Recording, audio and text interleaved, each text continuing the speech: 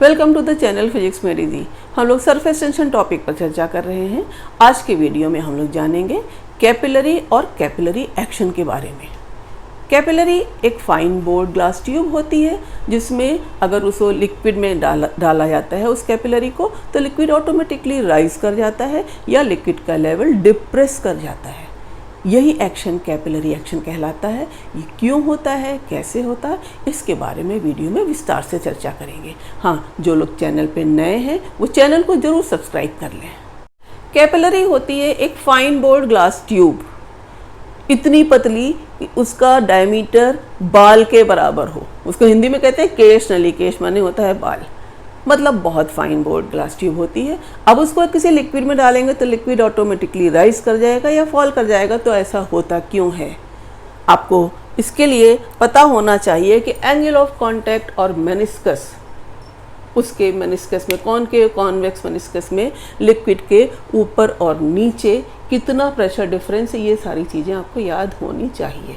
तो देखिए, अगर मैं ये बताती हूँ कि ये एक कैपिलरी है, मैं यहाँ पर बना रही हूँ, ज़्यादा रेडियस है जिसका, वो बहुत फाइन रेडियस की नहीं बना सकती, पढ़ाने के लिए आपको इतना बड़ा दिखाना है।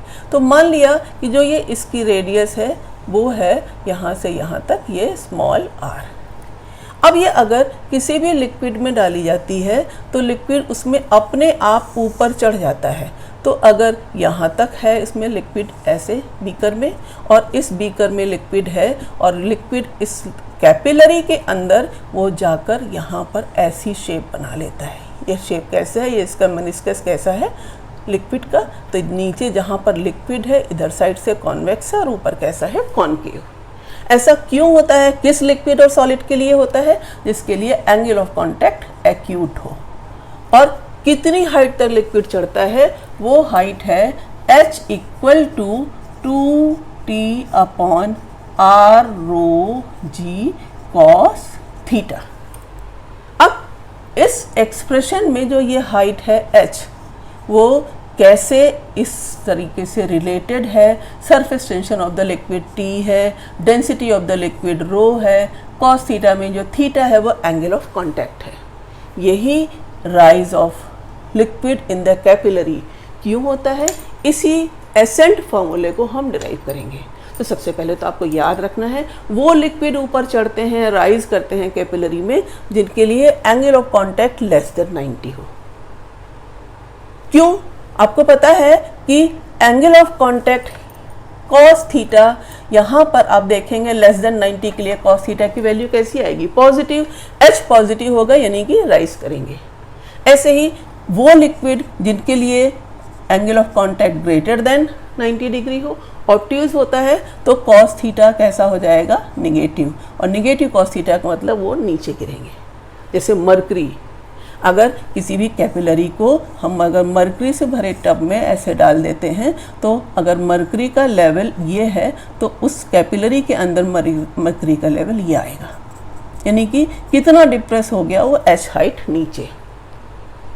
क्यों नीचे हो गया, क्योंकि थीटा ग्रेटर देन 90 है और cos 90 निगेटिव हो जाएगा, h निगेटिव यानी कि वो डिप्रेस कर जाएगा। हाँ, और चीज़ देखिए कि जो ऐसे लिक्विड जिनके लिए angle of contact less than 90 है, उनका मेनिस्कस कैसा है, ऊपर की तरफ से कॉनकेव, नीचे कॉन्वेक्स। और ऐसे लिक्विड जिनके लिए angle of contact greater than 90 है, उनका मेनिस्कस कैसा है, ऊपर से कॉन्वेक्स और नीचे कॉनकेव। तो एक बात और आपको याद रखनी है, वो पिछले वीडियो में मैं पढ़ा चुकी हूँ कि किसी भी लिक्विड के लिए अगर जो उसका मेनिस्कस इस तरीके से है कॉनकेव, नीचे यहाँ पर लिक्विड है, तो कॉनकेव साइड के का प्रेशर कॉन्वेक्स साइड के प्रेशर से ज़्यादा होता है। यहाँ पर आप देख रहे हैं P1 है कॉनकेव साइड में और P2 है यहाँ पर लिक्विड है कॉन्वेक्स साइड में। तो P1 माइनस P2 किसके बराबर होगा, 2T अपॉन R। यही एक्सिस प्रेशर, इसके लिए आपने पढ़ा है एक्सिस प्रेशर इन ड्रॉप, नहीं पढ़ा है आप पिछले वीडियो में देख सकते हैं। ड्रॉप के अंदर क्या था, ड्रॉप अगर इस तरीके से है, अंदर लिक्विड भरा हुआ है, तो अब आप देखिए बाहर एटमॉस्फेयर है, अंदर लिक्विड है, इनसाइड का प्रेशर, बाहर आउटसाइड का प्रेशर, एटमॉस्फेरिक प्रेशर। अब ये देखिए ना, यहाँ से अंदर की तरफ यहाँ पर है कॉनकेव और बाहर कैसा है, कॉन्वेक्स। तो अंदर लिक्विड है, इसका प्रेशर ज़्यादा है। तो लिक्विड के मेनिस्कस में लिक्विड इधर हो या इधर हो, बस याद रखेंगे कि कॉनकेव साइड का प्रेशर ग्रेटर है कॉन्वेक्स साइड के प्रेशर से। और कितना ग्रेटर है, 2T/R, जहां R क्या है, इस कर्वेचर का पूरा सर्किल बनाएंगे तो रेडियस ऑफ कर्वेचर।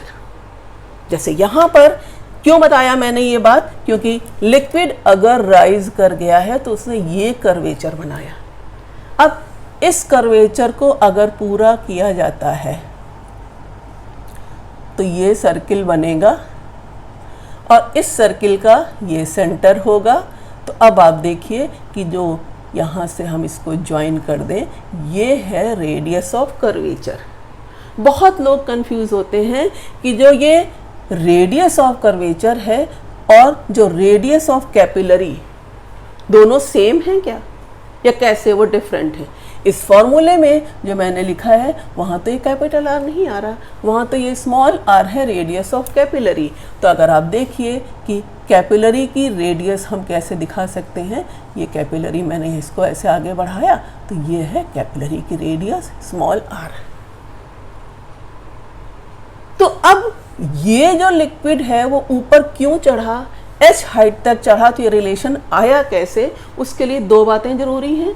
आपको एक तो जानना है कि एंगल ऑफ कांटेक्ट इस डायग्राम में हम कैसे निकालें, ताकि हम r radius of curvature, small r radius of capillary को रिलेट कर सकें। और दूसरी चीज़ इसमें हम ये जान सकें कि जो ये रिलेशन है वो आया कैसे, डिराइव कैसे हुआ, क्यों चढ़ा लिक्विड।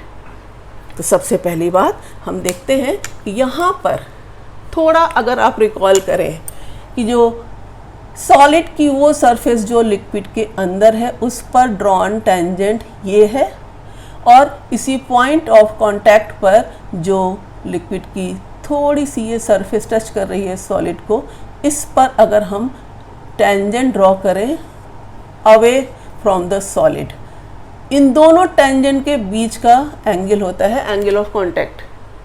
कौन सी टेंजेंट, सॉलिड की सरफेस पर जो लिक्विड के कांटेक्ट में है, और सॉलिड की वो सरफेस, सॉलिड की सरफेस तो यहाँ भी है, तो जो लिक्विड के अंदर है वो टेंजेंट, और इस सरफेस पर जो टेंजेंट ड्रॉ की जाए जो लिक्विड के अंदर है लेकिन अवे फ्रॉम द सॉलिड, तो ये इन दोनों के बीच का एंगल है एंगल ऑफ कांटेक्ट थीटा। अब अगर मैं इसको आगे बढ़ाऊँ तो क्या होगा, ये एंगल थीटा है तो ये भी एंगल थीटा होगा, और रेडियस और टेंजेंट परपेंडिकुलर। इसका मतलब है कि ये 90 माइनस थीटा, इसलिए ये एंगल कितना हो, थीटा।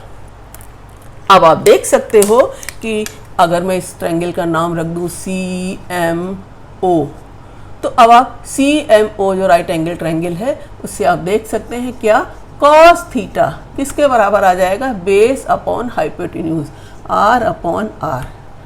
इसके क्या मतलब हो जाएगा यहाँ पर कि जो थीटा है वो किसके बराबर होगा, इस R है वो किसके बराबर हो जाएगा, R = R/cos थीटा। ये रिलेशन हमने क्यों निकाला है, क्योंकि इस 2T/R में अगर हम इस R को रिप्लेस करेंगे तो R/cos theta radius of capillary के टर्म में हम लिख सकते हैं। फिलहाल अब आप देखिए यहाँ पर ये लिक्विड कैसे ऊपर चढ़ा, क्यों ऊपर चढ़ा, उसके रीजन देखिए। लिक्विड की अगर फ्री सरफेस यहाँ उस पर अगर हम कोई पॉइंट ले लें just above the free surface, तो बाहर से तो एटमॉस्फेयर ही तो है, तो वहाँ पर प्रेशर कितना होगा, यहाँ पे एटमॉस्फेरिक प्रेशर, यहाँ पे एटमॉस्फेरिक प्रेशर। और अगर सेम हॉरिजॉन्टल लेवल पे कितने भी पॉइंट ले लें तो लिक्विड के सेम हॉरिजॉन्टल पर हर पॉइंट पर प्रेशर सेम होता है। तो अगर हम कैपिलरी के अंदर एक पॉइंट उसी हॉरिजॉन्टल लेवल पे ले लें, उसका नाम डाल देते हैं मान लीजिए x, तो इस पर पॉइंट पर भी जो प्रेशर है वो इसी P0 के बराबर होना चाहिए। क्या होता है कि इस पॉइंट पर हम अगर प्रेशर निकालते हैं तो ये तो लिक्विड के कैपिलरी के अंदर है ये पॉइंट, इस पॉइंट पर प्रेशर कितना होगा वो हम कैसे निकालेंगे, होना चाहिए पी नॉट, यानी कि एक तो हम लिख सकते हैं कि पी एक्स होना चाहिए पी नॉट के बराबर, सेम हॉरिजॉन्टल लेवल पे सारे पॉइंट्स पर प्रेशर सेम। दूसरा लॉजिक क्या है कि इस पॉइंट पर है कितना प्रेशर, तो अब आप आइए इस मेनिस्कस पे, यहाँ मेनिस्कस पे आप देख रहे हैं कि इधर की तरफ कॉनकेव है, यहाँ पर जो लिक्विड है वो कितना है कॉन्वेक्स। कॉन्वेक्स पॉइंट पे अब आप देख रहे हैं ऊपर की तरफ से यहाँ भी एटमॉस्फेरिक प्रेशर है पी नॉट, एक पॉइंट जो जस्ट कॉनकेव साइड में है अबव द लिक्विड सरफेस, और यहाँ पर जो नीचे की तरफ कोई पॉइंट है। तो अभी जो देखा था आपने कि कॉनकेव साइड में जो प्रेशर है वो कॉन्वेक्स साइड में प्रेशर से कितना होता है ज़्यादा, तो आप निकालते हो कि P1 इक्वल टू कितना होता है P2 प्लस 2T/R। अब यहाँ पे तो प्रेशर P नॉट है और यहाँ पे प्रेशर कम है, कितना कम है, तो अगर आप देखो P2 ही यही तो है कॉन्वेक्स साइड में, तो P1 माइनस 2T/R है, तो हम अगर लिखेंगे कि P1 माइनस 2T/R ही है P2 जो है कॉन्वेक्स साइड में, यहाँ पर यहीं पर है कॉन्वेक्स साइड में, तो यहाँ पर प्रेशर कितना होगा, वो होगा P नॉट माइनस 2T/R। अब इतना प्रेशर और जो H हाइट तक लिक्विड चढ़ा हुआ है उसका हाइड्रोस्टैटिक प्रेशर, लिक्विड की डेंसिटी रो है, small g acceleration due to gravity, तो वो प्रेशर हो जाएगा H रो जी, यानी कि x पॉइंट पर प्रेशर होगा P नॉट माइनस 2T/R, जो इस जगह पर लिक्विड के कॉन्वेक्स साइड का जो प्रेशर है इस जगह पर, जो कॉनकेव से जितना कम है, कॉनकेव पर एटमॉस्फेरिक प्रेशर P नॉट, यहाँ पर P नॉट माइनस 2T/R। अब इस जगह का प्रेशर और H हाइट के लिक्विड कॉलम का प्रेशर, तो टोटल Px पर प्रेशर किसके बराबर आ गया, तो वो हम Px का प्रेशर किसके बराबर लिख सकते हैं, P नॉट माइनस 2T/R और प्लस H रो जी। अब Px तो P नॉट के बराबर होना चाहिए और आ इतना रहा है, तो यानी दोनों को इक्वेट कर देंगे। अगर हम इक्वेट करते हैं तो हमारे पास क्या रिलेशन आता है वो आप देखते हैं इक्वेट करके। तो आप देखिए यहाँ से Px की जगह हम P नॉट ही तो लिखेंगे, तो P naught equal to P naught minus 2T/R plus H rho g. इससे P नॉट कैंसिल हो गया और आपके पास आता है 2T/R equal to H rho g. तो H इक्वल टू 2T/R रो जी। अब हम R की जगह R cos थीटा लिख सकते हैं, तो हम इसको लिख सकते हैं 2T cos theta upon R रो जी। ध्यान रहे ये है radius of curvature of the liquid meniscus inside capillary. Capillary के अंदर जो लिक्विड का मेनिस्कस है उसकी रेडियस ऑफ कर्वेचर, ये कर्व है ना सरफेस, तो उसकी रेडियस, और ये स्मॉल r क्या है, कैपिलरी की रेडियस। थीटा क्या है, एंगल ऑफ कांटेक्ट। यही रिलेशन जो एसेंट फॉर्मूला के नाम से जाना जाता है, मतलब कितनी हाइट तक लिक्विड चढ़ता है कैपिलरी में, वो डिराइव करना होता है। कैसे डिराइव किया गया आपके सामने। अब हम ये भी जान सकते हैं कि ये कैपिलरी एक्शन होता ही क्यों है। जैसे अगर वाटर और ग्लास का केस ले लें, तो वाटर चढ़ जाता है, राइज कर जाता है ग्लास की कैपिलरी में, तो क्यों चढ़ता है। 1 मार्क्स क्वेश्चन में आप आंसर लिखते हो ड्यू टू सरफेस टेंशन। होता क्यों है, अब आप देखिए उसको। अगर आप इतना ही समझ लेते हैं तो वो डेरिवेशन आसान हो जाता है। मान लीजिए एक ये लिक्विड की फ्री सरफेस है, ठीक है, तो यहाँ पर हर जगह ऊपर से एक्सपोज्ड है, नीचे तो लिक्विड है, तो ऊपर से एटमॉस्फेरिक प्रेशर इन पॉइंट्स पर P नॉट है। लेकिन अब बीच में हमने एक डाल दी है कैपिलरी, और मान लिया कि कैपिलरी के अंदर लिक्विड का जो ये मेनिस्कस है वो तो ऐसा हो गया, और मान लिया ये अभी लिक्विड राइज नहीं किया, तो अब क्या होगा, यहाँ पर लिक्विड है, तो अब आप देखिए P नॉट ये 3 पॉइंट अगर हम ले लें, तो ये कॉनकेव मेनिस्कस पे भी तो एटमॉस्फेयर से एक्सपोज्ड है, तो यहाँ पर भी प्रेशर क्या होगा, P नॉट, यानी कि कॉनकेव साइड में कैपिलरी जो पोर्शन में जिसमें हमने मान लिया पानी अभी लिक्विड अभी नहीं चढ़ा है, वहाँ पे भी पी नॉट है, इन दोनों पॉइंट्स पर भी पी नॉट है। इनके जस्ट नीचे अगर हम कोई पॉइंट लें, थोड़ा नीचे लेते तो पी नॉट प्लस एच रो जी होता, हमने एच नहीं ली, तो यहाँ पर भी पी नॉट है, यहाँ पर भी पी नॉट है, लेकिन इसके जस्ट नीचे क्या होगा, यहाँ तो मेनिस्कस कैसा है, कॉन्वेक्स, और लिक्विड की कॉनकेव मेनिस्कस से कॉन्वेक्स मेनिस्कस में प्रेशर कम होता है। कितना कम होता है, 2T/R, यानी कि इस जगह पर जो ये कॉन्वेक्स साइड है कॉनकेव के जस्ट नीचे, इस पॉइंट पर जो प्रेशर है वो P नॉट माइनस 2T/R है। अब T सरफेस टेंशन और R रेडियस ऑफ कर्वेचर ही तो है। तो लिक्विड के अंदर, कैपिलरी के अंदर जो लिक्विड है उसमें फ्री सरफेस के जस्ट नीचे प्रेशर कम है, और अगर प्रेशर कम है तो ये लिक्विड क्या करेगा, अगल बगल से लिक्विड उस कमी को पूरा करने के लिए भागने लगता है। अब ये लिक्विड पूरा करने के लिए भागेगा तो कैपिलरी जो है उसमें क्या होगा, लिक्विड राइज कर जाएगा।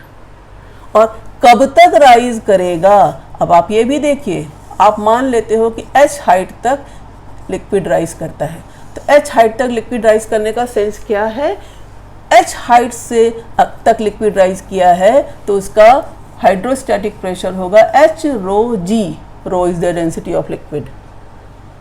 ये h रो जी प्रेशर जो ये 2T/R प्रेशर में जो कमी है ड्यू टू सरफेस टेंशन, उसको बैलेंस कर ले। फिर से समझ लीजिए कि कॉनकेव साइड में जब प्रेशर लिक्विड नहीं चढ़ा था तो ये एक्सपोज था एटमॉस्फेयर में मान लीजिए, और यहाँ पर कॉन्वेक्स साइड से कॉनकेव में प्रेशर ज़्यादा था, यानी कॉन्वेक्स में कितना कम था, 2T/R। ये एक्सेस प्रेशर भी आपने पढ़ा, ये तो लॉजिक होता है। अब इस 2T/R कमी जो ड्यू टू सरफेस टेंशन है उसको पूरा करने के लिए लिक्विड अगल बगल से ऊपर चढ़ जाता है। कब तक चढ़ेगा, जब तक उस हाइड्रोस्टैटिक प्रेशर h रो जी की वैल्यू 2T/R के बराबर ना हो जाए। बस इसी से आप देखते हो कि h की वैल्यू कितनी आ जाती है, 2T/R रो जी, और हमने पढ़ा है कि h equal to R equal to क्या होता है, R/cos थीटा। इससे हम क्या लिख सकते हैं, 2T cos θ/R रो जी। यही तो डेरिवेशन आपने अभी पीछे किया हुआ है। तो ये आपको लॉजिक समझ में आना चाहिए कि लिक्विड राइज क्यों करता है। अब देखिए कैपिलरी एक्शन जो अभी आपने देखा है, लिक्विड का राइज कर जाना कैपिलरी में, उससे रिलेटेड एग्जाम्पल्स डेली लाइफ में आप बहुत सारे देखते हैं। दिया जलता है दीपक, तो उसमें जो विक होती है उसमें नैरो स्पेसेस जो होते हैं, लॉन्ग नैरो स्पेसेस, वो कैपिलरी ही तो हैं, उनके थ्रू तो ऑयल ऊपर राइज करता है। फाउंटेन पेन से आप लिखते हैं तो क्या होता है, निब में स्प्लिट होता है तो उससे इंक आती है। बहुत सारे एग्जाम्पल्स हैं ऐसे ही। जैसे पौधों में देखिए, उनकी रूट्स क्या होती हैं, ज़मीन के अंदर, और रूट से लीव्स तक कैसे पहुंचता है सैप लिक्विड, किसके थ्रू, कैपिलरीज के थ्रू।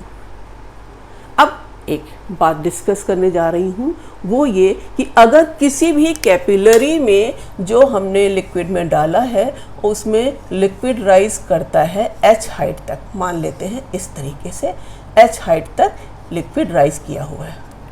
अब अगर कोई कैपिलरी ही इनसफिशिएंट हाइट की हो तो पहले तो इसका मतलब समझिए, यानी कि अगर ये कैपिलरी किसी लिक्विड में है और उसमें जो लिक्विड जो राइज किया हुआ है वो लिक्विड राइज करता है h हाइट तक।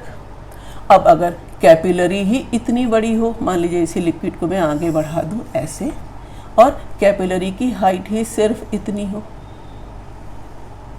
सेम लिक्विड है, बस केवल कैपिलरी की हाइट कम है, तो इस लिक्विड में वो डालने से उसमें तो h हाइट तक चढ़ता था, यहाँ पर इतनी ही हाइट है, अगर मान लिया h डैश है, तो क्या लिक्विड इसमें चढ़कर बाहर निकलने लगेगा, ओवरफ्लो होगा क्या? तो what will happen if the capillary is of insufficient height?